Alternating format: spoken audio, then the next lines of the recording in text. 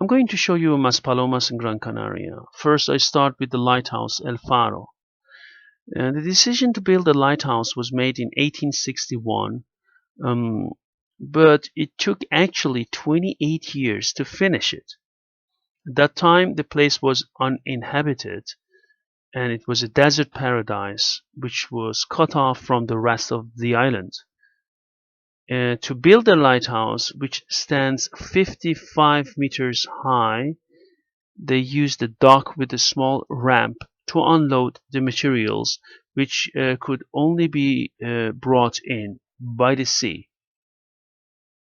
So it started to shine in February the 1st, 1890 for the first time, and it was the only construction at the end of a long strip of sand which started at what is now Playa del Inglés. Inside El Faro you can find, as I mentioned before, a shop which sells, among other things, cuchillo canarios, as you can see here. You see the handle of these canary knives. They are pieces of art, and I'm going to explain. I already did in Spanish, but I'm going to have videos in English how they make them. So they're really beautiful. You can also see pens using the same style of handle. And these are made by really renowned makers coming from Gran Canaria. And here you can see also cutlery. You can see fork and knives and other things. Here you see a man wearing a cuchillo canario in an exhibition on the indigenous arts there. You see that how he tucked it in his belt. And other items here you can see here as well. They're all handmade. They're made by artisans there, or artists, as some people stress there. And there is an exhibition in the Faro, the lighthouse, which you can go and see. For those of you who are interested in handmade items, it's really a treat and a pleasure to see all these things in the lighthouse.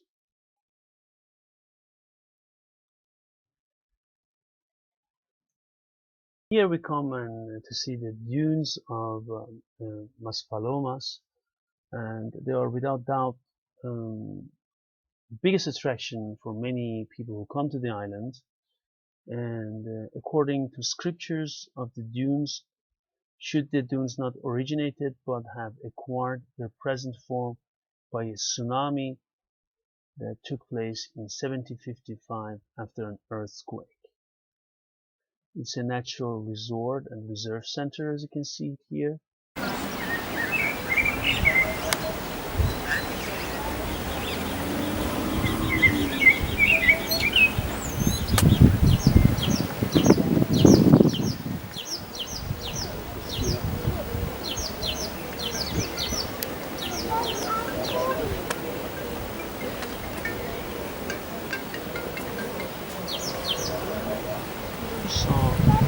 Was a natural reserve, and actually the dunes of Maspalomas end up of a unique national reserve or natural reserve named La Charca.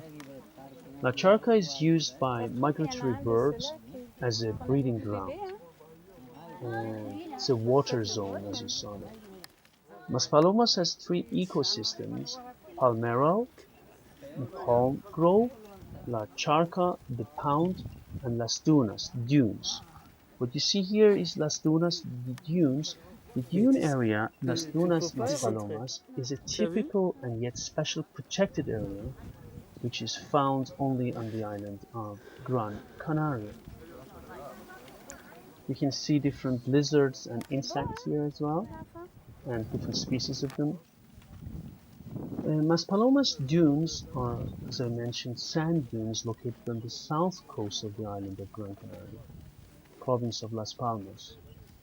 It's a 440 hectare or 1,000 acre area of the municipality of San Bartolomé de Tirajana.